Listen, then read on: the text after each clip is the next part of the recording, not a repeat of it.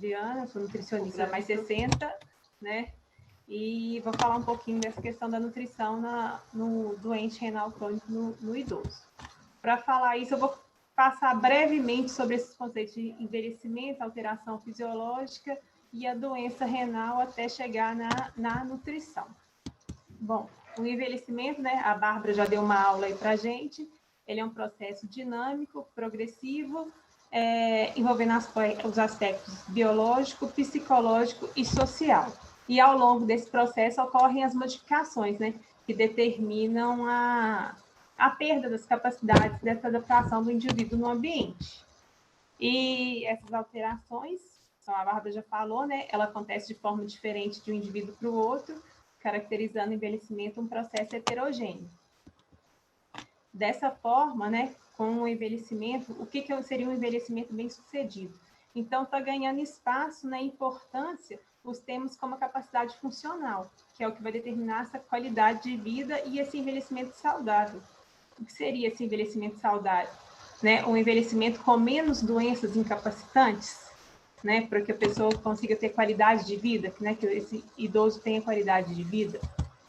Né? E o envelhecimento é um envelhecimento populacional que está acontecendo, né? Uma transição demográfica, onde está aumentando, né, o número de idosos.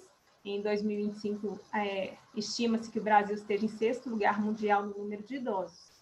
E com essas mudanças dessas características, acontecem mudanças nas características, né, desses indivíduos à medida que eles envelhecem. E a forma de adoecer também vai alterar, né, com relação a esse envelhecimento da população. E com isso vem um aumento na proporção das doenças crônicas. Mas aí é interessante a gente conceituar o que é uma alteração fisiológica de uma alteração provocada ou relacionada com uma doença. O indivíduo idoso, ele já tem algumas alterações sensoriais, né? Como na visão, no paladar e no olfato. E a visão, né, já tem aquela frase, né, que a gente come pelos olhos. Ou seja, se a visão do idoso já está prejudicada, ele não tem uma visão muito nítida, ele vai ter prazer em comer aquele prato que ele está vendo.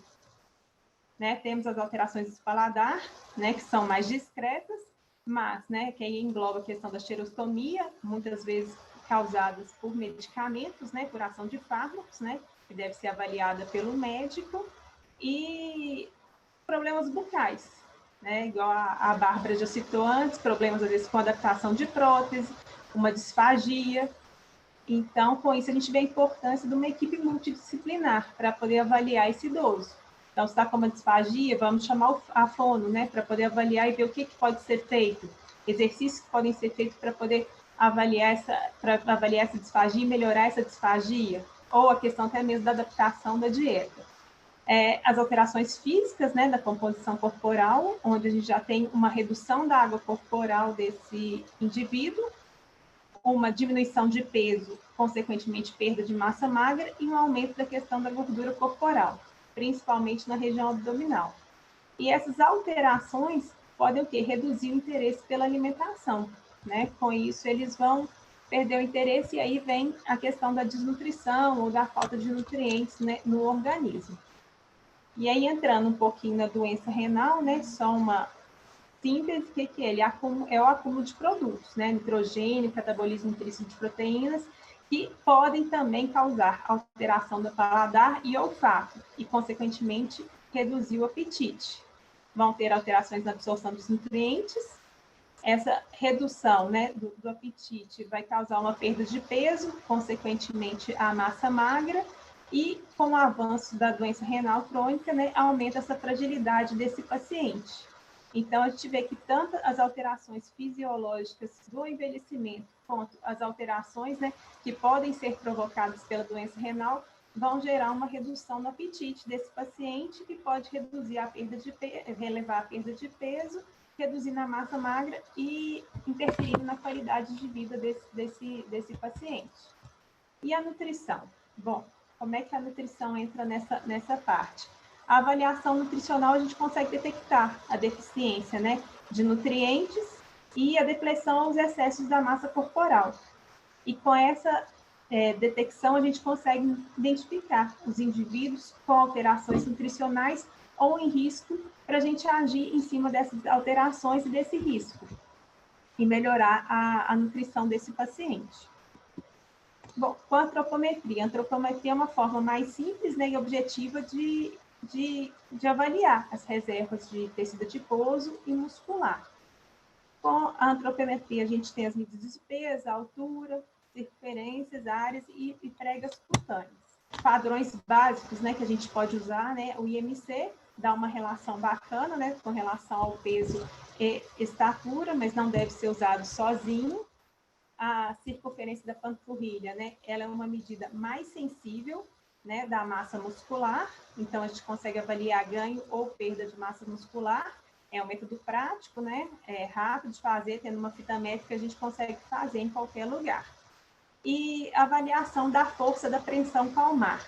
Ela é avaliada através da dinamometria e tem sido evidenciada em vários estudos a relação, né, dela com a mortalidade em pacientes com doença renal crônica.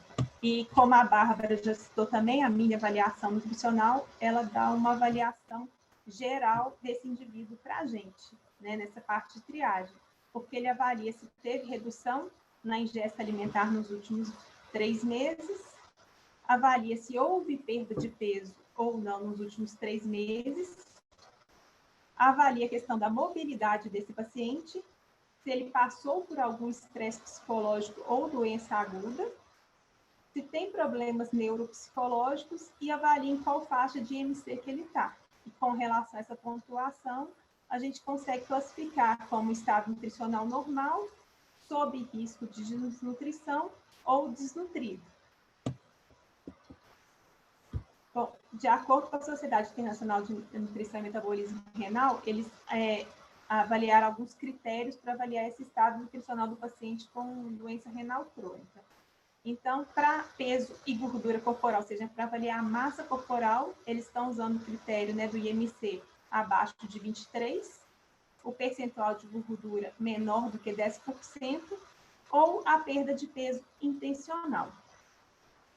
Para avaliar a massa muscular, eles estão avaliando a questão da circunferência muscular do braço, que já tem estudos, né, mais recentes que mostram que a circunferência da panturrilha é mais sensível, né, para a gente avaliar essa questão da massa muscular, e essa redução da massa muscular também. Temos também os parâmetros bioquímicos, né, são medidos pela albumina sérica, colesterol sérico e a pré-albumina sérica também. E com relação ao consumo alimentar, tem a questão da redução intencional da ingestão proteica, com valores abaixo de 0,8 gramas por quilo de peso, né, nos últimos 2 meses em pacientes em diálise, ou a redução não intencional da ingesta energética, para abaixo de 25 calorias por quilo de peso por dia nos últimos 2 meses. E aí, o que é a recomendação para o paciente com doença renal crônica em fase pré-dialítica? Bom, as recomendações gerais hoje giram o quê? A proteína, né? Entre 0,6 a 0,8 gramas por quilo de peso corpóreo. E aí, agora, depois a gente vai entrar com os artigos para discussão desses valores.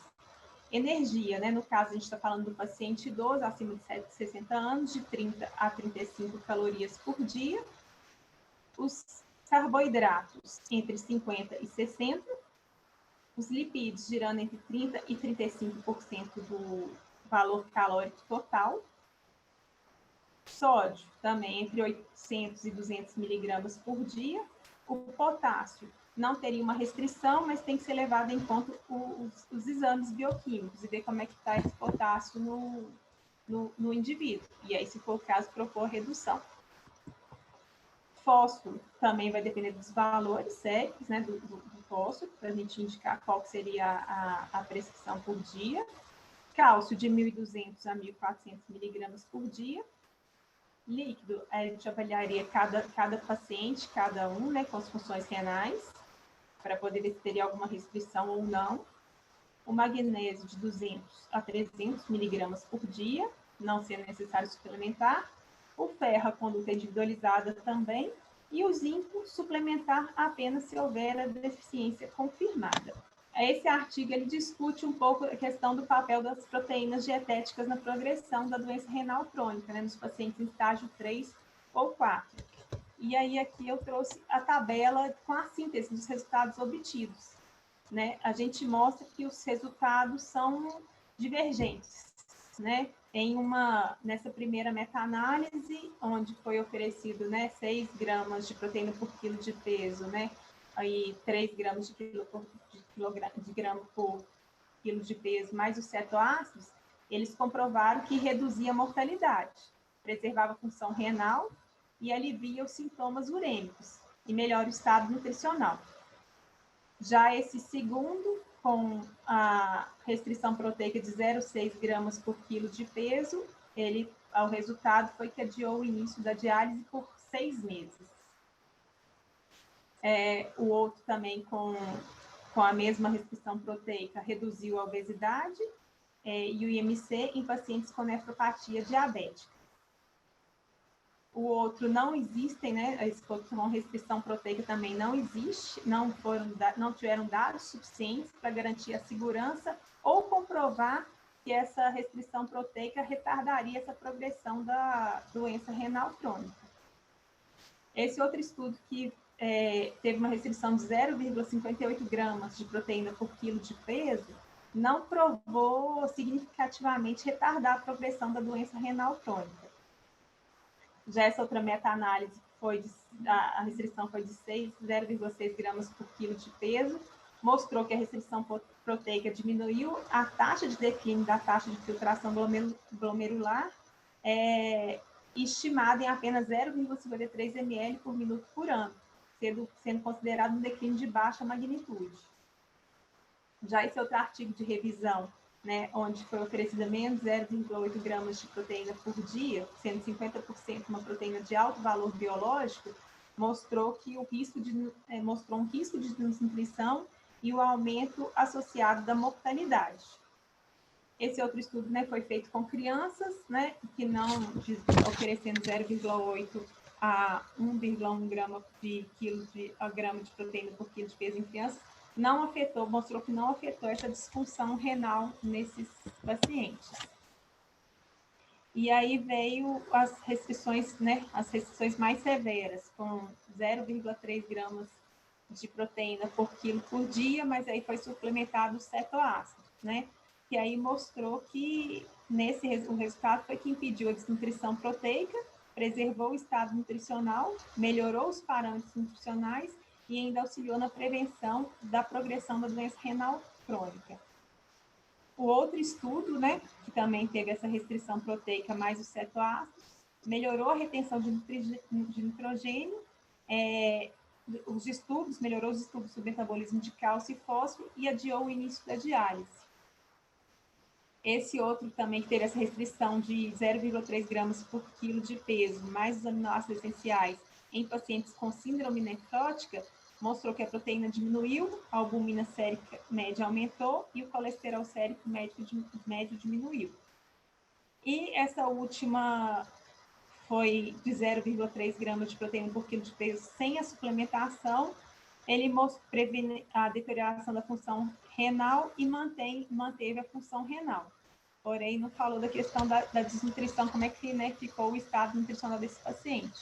De acordo com essas diretrizes, né, publicadas em 2013, eles sugerem, né, o consumo de proteína, né, não menor do que 0,8 gramas de proteína por quilo por dia, né, nos adultos com diabetes ou sem diabetes, com uma taxa de filtração glomerular menor do que 30 miligramas, né, por ml, e que tem os para poder coisa, mas também eles não sugerem um consumo maior do que 1,3 gramas por quilo de peso por dia, né, em adultos com risco, né, de doença renal crônica, de progressão dessa doença renal crônica. Ou seja, eles não a dieta hiperproteica também não é aconselhada, mas também nesse mesmo estudo, eles mostram a baixa adesão, eles falam da baixa adesão da dieta hipoproteica e que faltam evidências, estudos a longo prazo, né, como o Dr. José falou, que comprova que essa dieta hipoproteica vai retardar essa progressão dessa doença renal. E outra coisa que eles chamam a atenção também é que qualquer restrição proteica, né, exige um monitoramento, um cuidado clínico e bioquímico para poder avaliar essas deficiências nutricionais. E o que eles afirmam também é que a dieta hiperproteica, né, acelera o declínio da função renal nesses pacientes com essa doença renal crônica. Bom, esse artigo, ele fala da suplementação, né, dos cetoácidos e dos aminoácidos essenciais numa dieta vegetariana hipoproteica. E aí, o que vem nesse artigo que chama atenção nele é que tem os benefícios são apontados, né, dessa suplementação dos cetoácidos, né, mas ele tem uma baixa adesão. Primeiro, por causa do preço, né, do valor desse tratamento e da quantidade de comprimidos ingeridos. Tem comprimido, né, nesse caso, essa suplementação de cetoácido, é um comprimido a cada 5 quilos de peso. E nesse idoso, né, nesse paciente que já tem a polifarmácia, se a gente considerar um paciente com 50 quilos, imagina, né, o consumo de mais 10 comprimidos por dia. E outro ponto que ele chama atenção é a questão da dieta vegetariana, de monitorar justamente para evitar uma hipercalemia, por causa, né, esse aumento do potássio, por causa do aumento da ingestão de vegetais e frutas. E aí tem esse estudo que não mostrou, ele foi feito, né, em adultos saudáveis, né, e que não houve diferença na função renal, independente dele consumir uma dieta hipernormo ou hipoproteica. Foi um estudo, né, de revisão e meta-análise. E aí vem esse outro estudo que mostra, né, tentou desmistificar um pouco o tabu de que essa dieta hiperproteica ou normoproteica na saúde do renal, né, do doente renal. Então, nessa próxima tabela, a gente vê que a recomendação proteica que chegou, né, nos diferentes estágios, né, da doença renal, a gente vê que no estágio 1 e 2, menor do que 1 grama por quilo de peso. No estágio 2, já variando entre 6 e 0,8, e a partir do estágio 3, né, variando de 0,6 a 0,8, né, menor do que esse 1 grama de quilo por dia. E no paciente já em diálise, né, essa recomendação passaria de 1,2 a 1,4 gramas por quilo de peso por dia de proteína. Esse último artigo que eu coloquei para discutir é porque eles falam justamente do aspecto nutricional dos pacientes renais em tratamento conservador. O que acontece? É o que foi falado anteriormente, né? Na hora que fala em doença renal, já pensa numa restrição, que é uma restrição proteica. Então, e aí agora hoje em dia, né, tem o acesso à internet, né, aos sites de busca. Na hora que a pessoa chega lá e digita doença renal crônica, aparece o quê? Restrição proteica. Então, esse paciente às vezes chega já desnutrido para a gente, porque ele começa, eu tenho uma doença renal, que às vezes, né, não foi diagnosticada por um nefrologista, igual o Dr. José Neto já falou.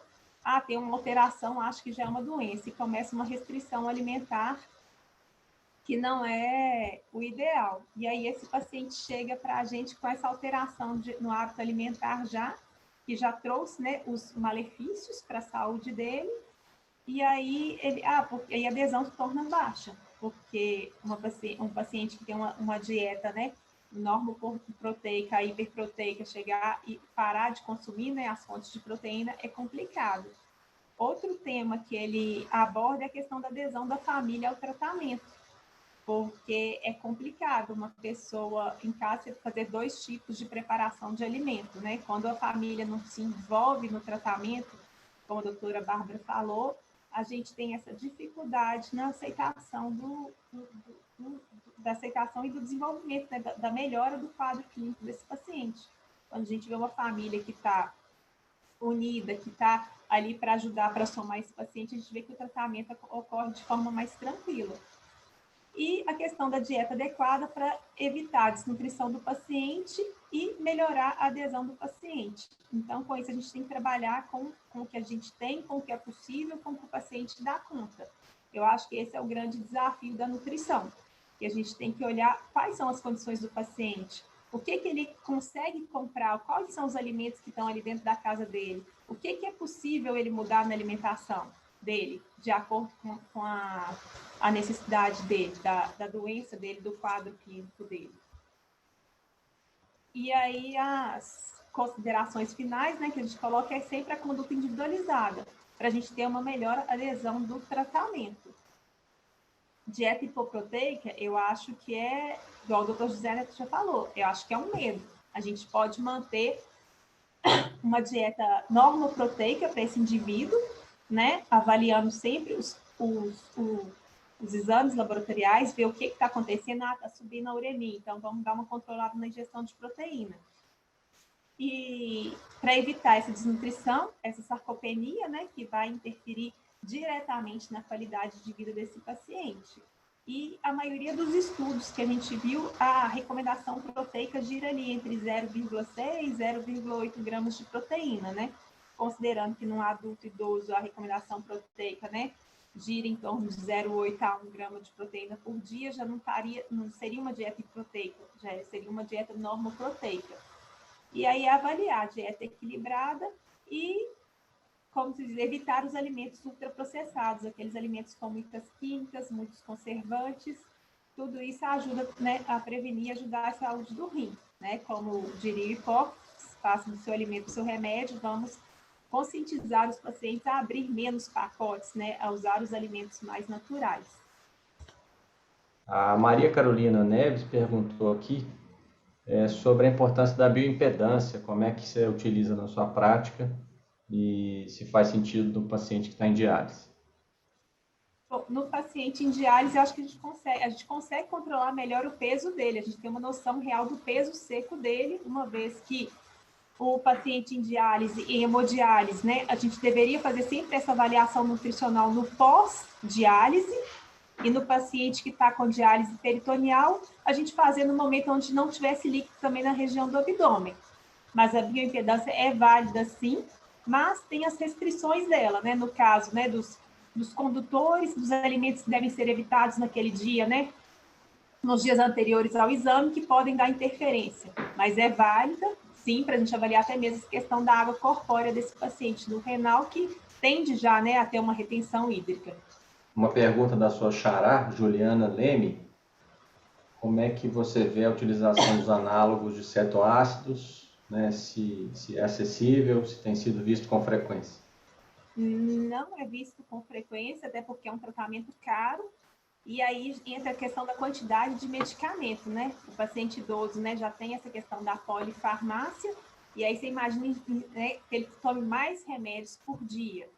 E aí entra na questão da nutrição mesmo. Tem paciente que chega para a gente no consultório, eu tomo tanto remédio que eu já não tenho fome para comer o alimento, né? O remédio já me satisfaz. E é um tratamento caro. Não acho que seria o tratamento assim, não é um tratamento que ele te dê, né?